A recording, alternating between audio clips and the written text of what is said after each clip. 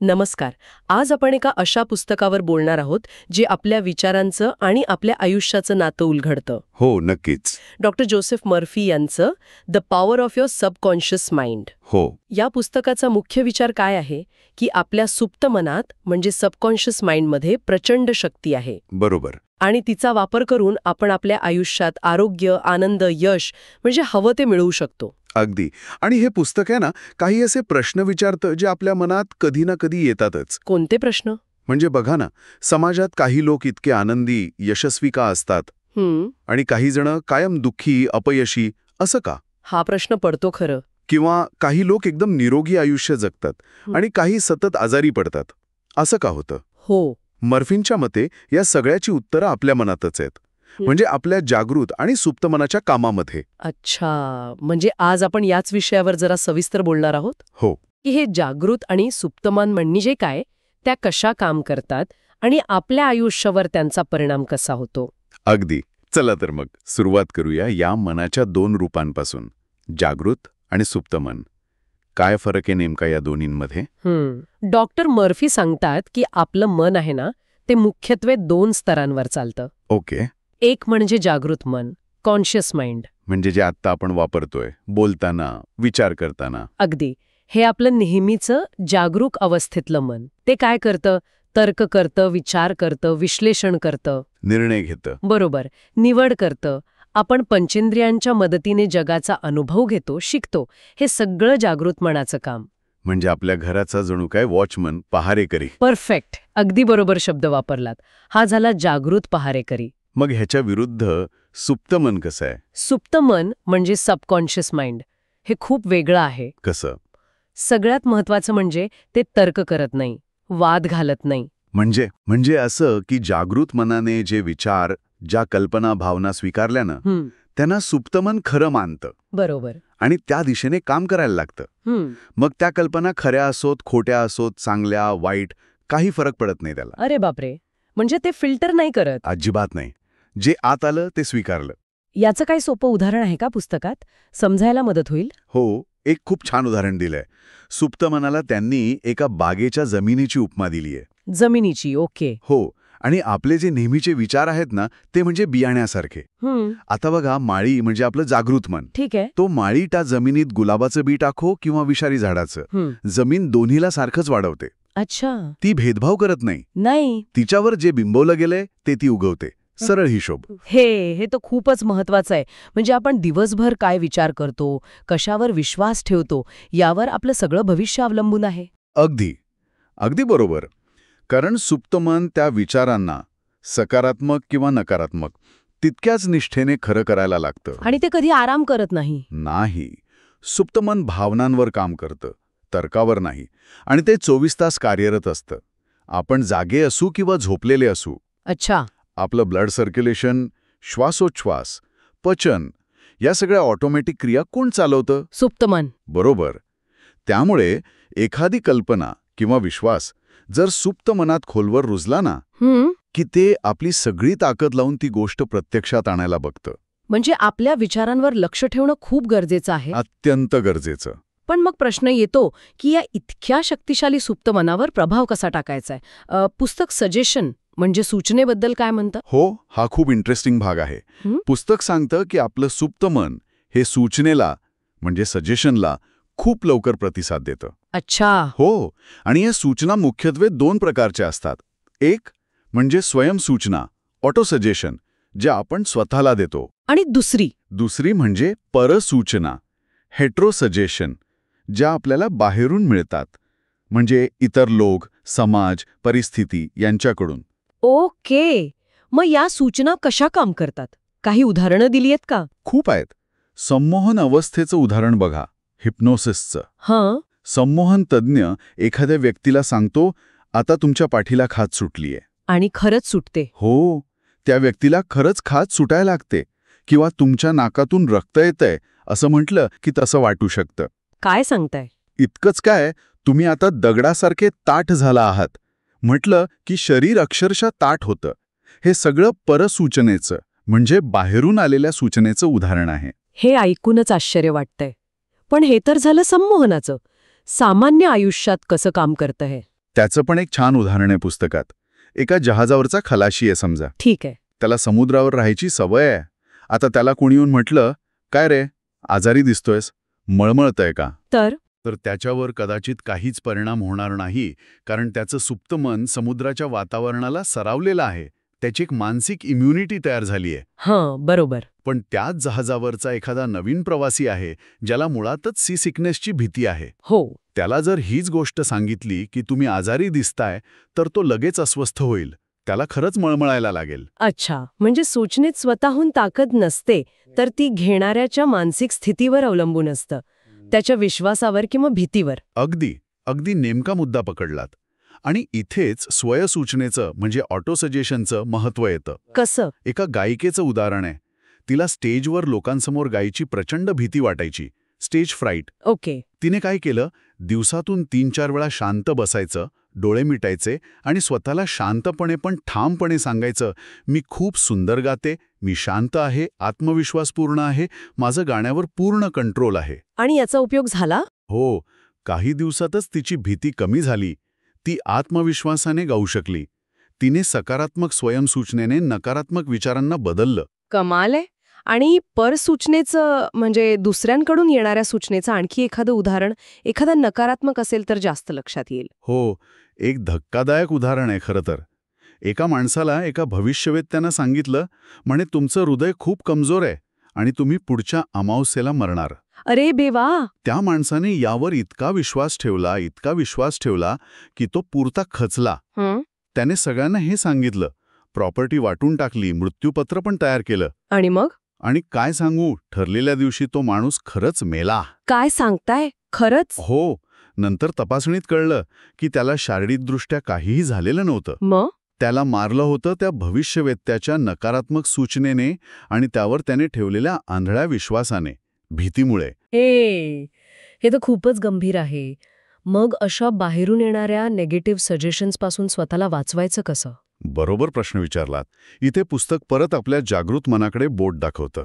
आपला वॉचमन. तो पहारेकरी. हो, आपण ठरवू शकतो की कोणत्या सूचना आत येऊ द्यायच्या आणि कोणत्या नाही. कसं? जेव्हा कोणी नकारात्मक सूचना देतं, तेव्हा आपण आपल्या जागृत मनाने तिला स्पष्टपणे नाकारायचं, रिजेक्ट करायचं. इतकंच नाही तर लगेच एक सकारात्मक स्वयी सूचना देऊन त्याचा प्रभाव घालवायचा. म्हणजे कसं?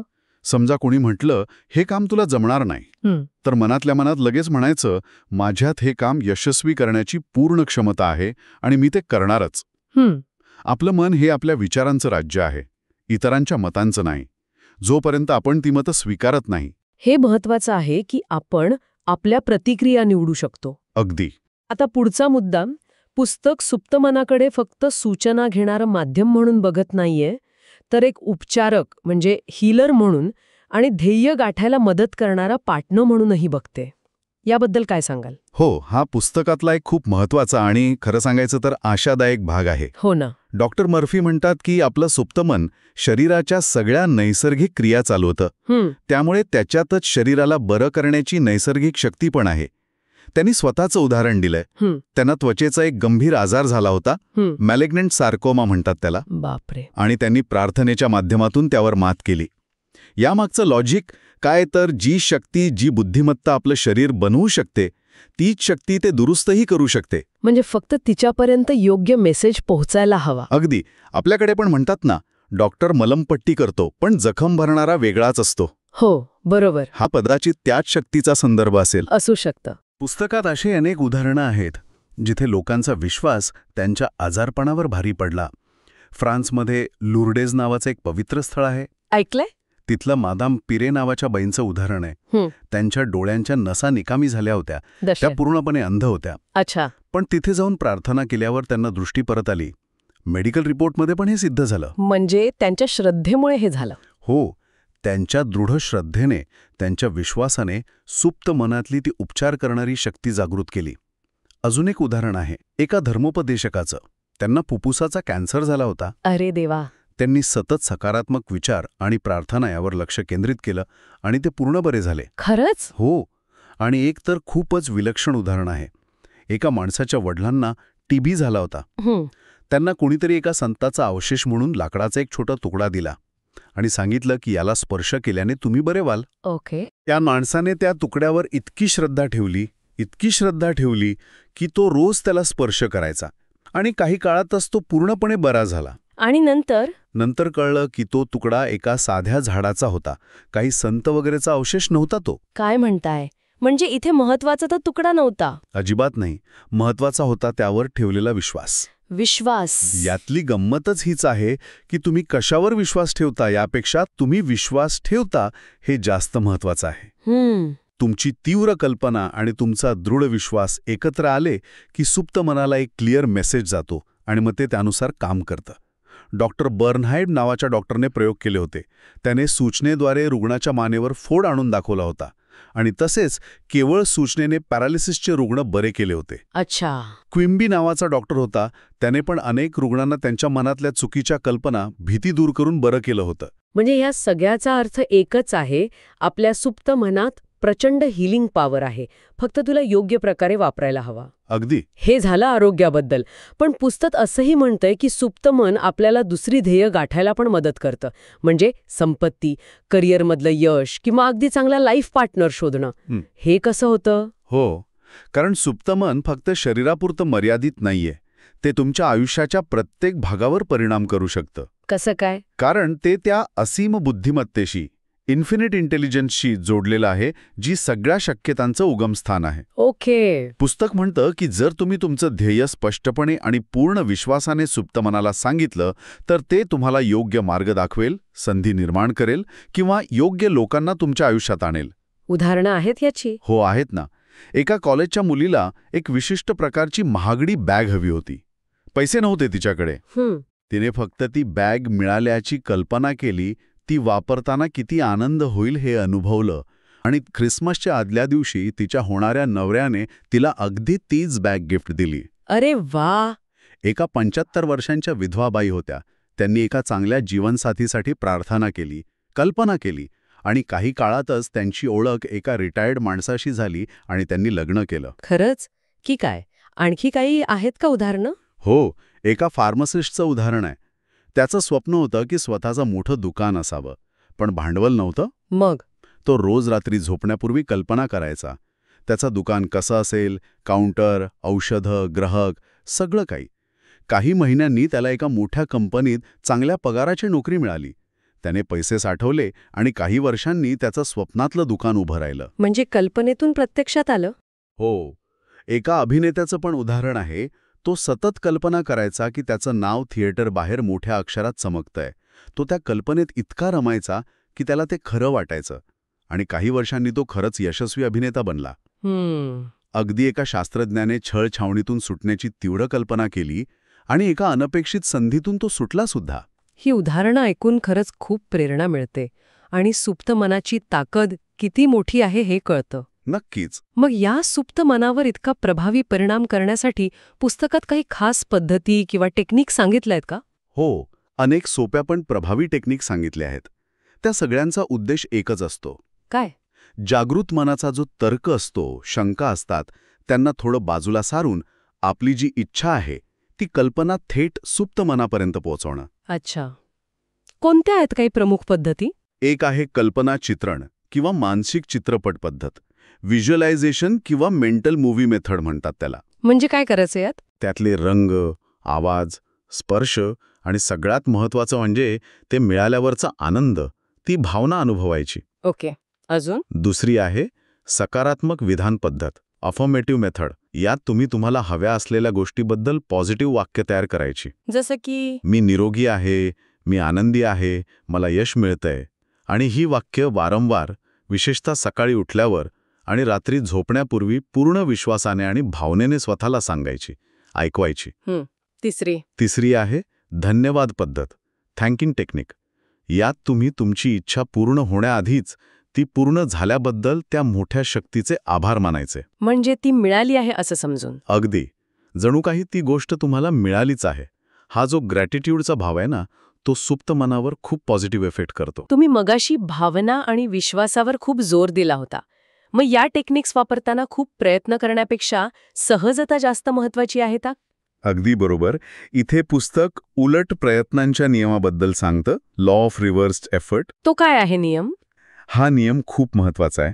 तो म्हणतो की जर तुमची इच्छाशक्ती म्हणजे विल पॉवर आणि तुमची कल्पना म्हणजे इमॅजिनेशन यांच्यात भांडण लागलं तर नेहमी कल्पनाच जिंकते. उदाहरण? समजा जमिनीवर एक रुंद फळी ठेवली आहे.